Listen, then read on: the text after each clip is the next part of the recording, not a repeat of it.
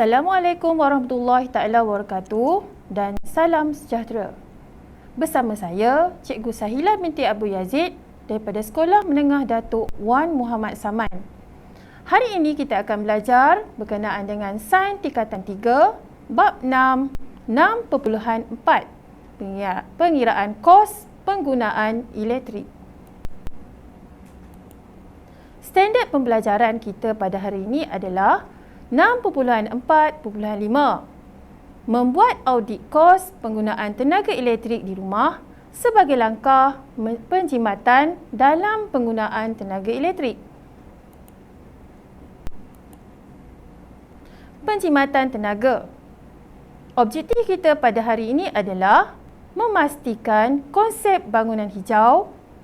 Kedua, menyenaraikan kaedah penjimatan tenaga elektrik. Di bawah penjimatan tenaga dalam tajuk bangunan hijau dan kaedah penjimatan tenaga elektrik. Apa itu bangunan hijau? Tentu para pelajar tertanya-tanya, apakah bangunan hijau? Baiklah, bangunan yang dibina dan dikendalikan untuk mengurangkan kesan negatif terhadap alam sekitar, menjimatkan tenaga dan menggunakan sumber semula jadi dengan cekap. Contohnya, bangunan bersalut tumbuhan, sistem pencahayaan semula jadi. Apakah ciri-ciri bangunan hijau, kan? Antara ciri-ciri bangunan hijau, pertama, menggunakan sumber tenaga yang boleh diperbaharui. Contohnya, tenaga solar dan tenaga angin.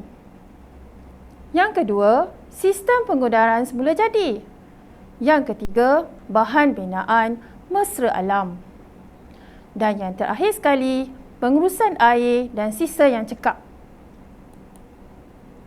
Baiklah, kita lihat contoh-contoh bangunan hijau.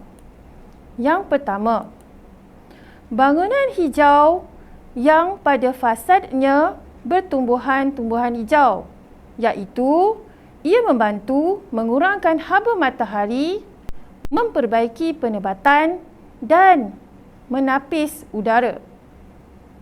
Contoh kedua, bangunan Diamond Building yang berada di Putrajaya, di mana bangunan ini direka bentuk simetri dengan cahaya rendah heterogen dan sistem pencahayaan semula jadi sehingga 50% serta sistem penyujukan infrared dan solar memenuhi 10% keperluan tenaga. Contoh bangunan ketiga, fasad hijau moden, di mana bangunan ini menampilkan panel tumbuhan dan kaca efisien tenaga, mencerminkan tekanan terhadap penjimatan tenaga dan estetika.